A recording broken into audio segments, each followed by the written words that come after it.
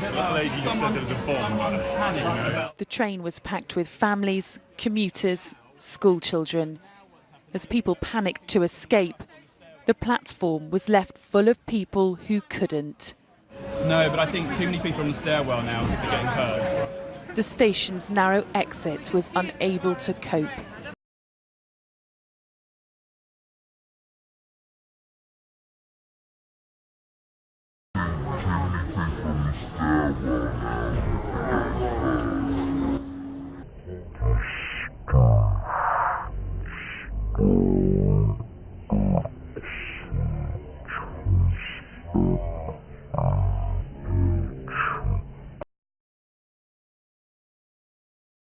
And a crush compounded people's terror. There was like people on top of people. There was a pregnant lady underneath me shouting, "I'm pregnant." There was a little boy in his red and black uniform from around here. He must have been 8 years old, little tiny thing, his face smashed into the steps. So we were looking around, but you kind of have this glazed sense of, I must not panic.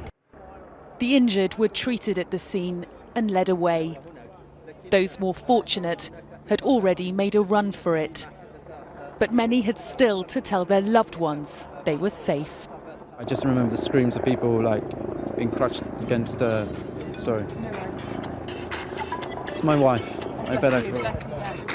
Hello. Luke Walmsley's hand shakes as he takes the call. All right, love you lots. Bye.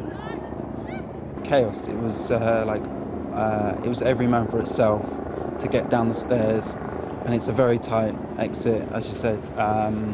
So yeah, people were just pushing, and then that's when I kind of saw a couple of injured people, went back, asked if they were okay. Other people attended them. Then there were like nannies or mums asking where their children were. Lauren was one of those at the centre of this confusion and chaos. She saw the explosion and the carriage fill with flames.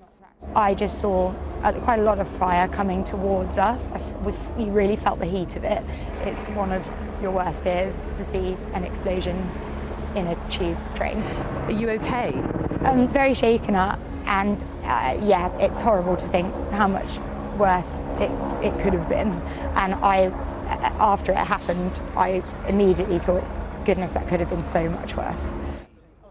And that is the overwhelming feeling here. Relief that tonight could have been so different for so many families, but also utter shock that an attack has once again hit London's tube. Sally Lockwood, News at 10.